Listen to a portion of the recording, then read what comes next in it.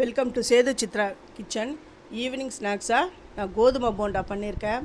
இதை நீங்கள் சாப்பிட்டிங்கன்னா அப்படியே சாப்பிட்டுக்கிட்டே இருக்கணும் போல் இருக்கும். அவ்வளோ டேஸ்ட்டாக அவ்வளோ நல்லாயிருக்கும். இதுக்கு வந்து 1 கப் கோதுமை மாவு நான் எடுத்திருக்கேன். 1 கப்பு கோதுமை மாவுக்கு அரை கப் வந்து கடலை மாவு, 1/4 கப் அரிசி மாவு. இது எல்லாமே ஒன்று சேர்ந்து வர அளவுக்கு ஃபஸ்ட்டு நீங்கள் கலந்து விட்டுக்கணும். இந்த கோதுமை போண்டாவுக்கு நீங்கள் தொட்டுக்க எதுவுமே தேவையில்லை, அப்படியே சாப்பிட்லாம். வேணுன்றவங்க டொமேட்டோ சாஸ், அப்படி இல்லைன்னா சட்னி, உடச்சக்கடலை சட்னி அது மாதிரி வச்சு கூட சாப்பிட்லாம். அவங்கவுங்க இஷ்டம்தான். இதுக்கு வந்து சைட் டிஷ் எதுவுமே தேவையில்லை. கோதுமை போண்டாலே நம்ம எல்லா வெங்காயம், பச்சை மிளகாய் எல்லாமே போட போகிறோம். அதனால் நீங்கள் வந்து தொட்டுக்கிறதுக்கு தேவையே இல்லை.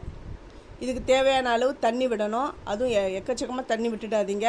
இந்த இட்லி மாவு பதத்துக்கு வந்தால் போதும், அந்த அளவுக்கு தண்ணியை சேர்த்தா போதும். இப்போ இது எல்லாமே அந்த கட்டிகள் இல்லாமல் நல்லா கலந்து விடணும் இந்த விஸ்கில். ஃபஸ்ட்டு என்னுடைய வீடியோ பார்க்குறவங்க சப்ஸ்கிரைப் பண்ணலைன்னா சப்ஸ்கிரைப் பண்ணுங்கள், ஆல் அண்ட் ஆப்ஷன் தொடுங்க. அப்போ தான் நான் போடுற ஒரு வீடியோவுடைய நோட்டிஃபிகேஷன் உங்களுக்கு காட்டும். 1/2 ஸ்பூன் வந்து சீரகம், 1 கைப்பிடி கருவேப்பிலையை கட் பண்ணி சேர்த்துருக்கேன். 1 துண்டு இஞ்சியை சின்னதாக நறுக்கியிருக்கேன். பச்சை மிளகா 2 பச்சை மிளகாவை கட் பண்ணி சேர்த்துருக்கேன். பெரிய வெங்காயம் 1. இதெல்லாம் ஓரளவுக்கு நைஸாக தான் நான் கட் பண்ணியிருக்கேன். கொத்தமல்லி, இது கூடவே பெருங்காயத்தூளை கொஞ்சம் சேர்த்துக்கங்க. அப்புறம் இட்லி மாவு, நல்லா வீட்டில் இருந்தால் பழைய இட்லி மாவு 1 குழி கரண்டி சேர்த்துட்டு எல்லாமே கலந்து விட்டுக்கணும். இதுக்கு வந்து உப்பு தேவையான அளவு உப்பும் இதில் சேர்த்துக்கணும். நீங்கள் வந்து இட்லி மாவு இல்லை அப்படின்றவங்க இதுக்கு இந்த சோடா உப்பு இருக்குது பாருங்கள், ஆப்ப சோடா, அது கூட சேர்த்துக்கலாம். அது அவங்கவுங்க இஷ்டம்தான். அது இட்லி மாவு இருந்தால் இட்லி மாவு சேர்த்துக்கோங்க. அப்படி இல்லைன்னா கொஞ்சமாக தயிர் கூட, புளிச்ச தயிர் கூட சேர்த்துக்கோங்க. எண்ணெய் நல்லா காஞ்சிடுது. காஞ்ச எண்ணெயில் கொஞ்சம் கொஞ்சமாக கிள்ளி போடுங்க. இது அப்படி போடும்பொழுது ஒட்டின்னு இருக்கா மாதிரி தான் இருக்கும். இது எல்லாமே அழகாக அப்புறம் தனித்தனியாக வந்துடும். இது அவ்வளோ டேஸ்ட்டாக இருக்கும். நீங்கள் ஒரு தடவை செஞ்சு பார்த்துட்டு எப்படி இருந்ததுன்னு எனக்கு கமெண்ட் பண்ணுங்கள். உங்களுக்கு பிடிச்சிருந்தா உங்கள் ஃப்ரெண்ட்ஸுக்கும் நீங்கள் ஷேர் பண்ணுங்கள். இப்போ 1 சைடு வெந்துடுது, இன்னொரு சைடு நான் திருப்பி போடுறேன். அடுப்பில் எண்ணெய் வந்து நல்லா காஞ்சி இருக்கணும்.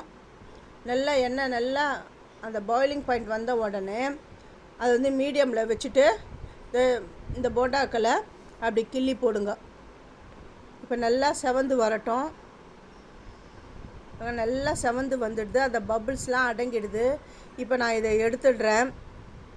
இதெல்லாம் எடுத்துட்டு அடுத்த பேட்சாக நான் இந்த போண்டாக்களை போட போகிறேன். இது வந்து குட்டீஸ்லேருந்து பெரியவங்களுக்கு வரையும் ரொம்ப ரொம்ப விருப்பப்படுவாங்க. நீங்கள் இந்த மாதிரி செஞ்சு கொடுத்தீங்கன்னா உங்களுக்கே வந்து ரொம்ப பிடிச்சிடும். நீங்களும் அடிக்கடி இதை செய்ய ஆரம்பிப்பீங்க. அவ்வளோ டேஸ்ட்டாக இருக்கும். இதை சாப்பிட்டிங்கன்னா அப்படியே சாப்பிட்டுக்கிட்டே இருக்கணும் போல் இருக்கும். அவ்வளோ நல்லாயிருக்கும். இப்போது இன்னொரு பேட்சை நான் விட்டுட்டேன். பாருங்கள் எப்படி தனித்தனியாக வந்துடுது பாருங்கள். ஃபஸ்ட்டு போடும்பொழுது ஒன்றா சேர்ந்து வரா மாதிரி தான் இருக்கும். அப்படி பிரித்து விட்டிங்கன்னா சட்டுன்னு பிரிஞ்சிடும். இப்போ இது எல்லாமே நான் திருப்பி விடுறேன். இதில் வந்து வெங்காயம், பச்சை மிளகா, அப்புறமா இந்த புளிச்ச மாவு கொஞ்சம் சேர்த்துருக்கேன். கருவேப்பிலை, கொத்தமல்லி எல்லாமே சேர்த்துருக்கேன். அதனால் இதுக்கு வந்து தொட்டுக்கிறதுக்கு எதுவுமே தேவையில்லை, அப்படியே எடுத்து கூட நீங்கள் சாப்பிட்லாம். நல்லா கிறிஸ்பாகவும் இருக்கும். இது எல்லாமே நான் திருப்பி விட்டுட்டேன். இதோடைய பபுள்ஸ்லாம் கொஞ்சம் அடங்கினவுடனே எடுத்துடலாம். பாருங்க நல்லா செவந்து வந்துடுது, பபுள்ஸும் அடங்கிடுது. இப்போ இது எல்லாத்தையுமே நான் எடுக்கிறேன். இதை வந்து பிச்சு காட்டுறேன் பாருங்கள், எவ்வளோ கிறிஸ்பாக ரொம்ப நல்லா வந்திருக்கு. இதை நீங்கள் உங்கள் வீட்டில் செஞ்சு பாருங்கள். தேங்க்யூ.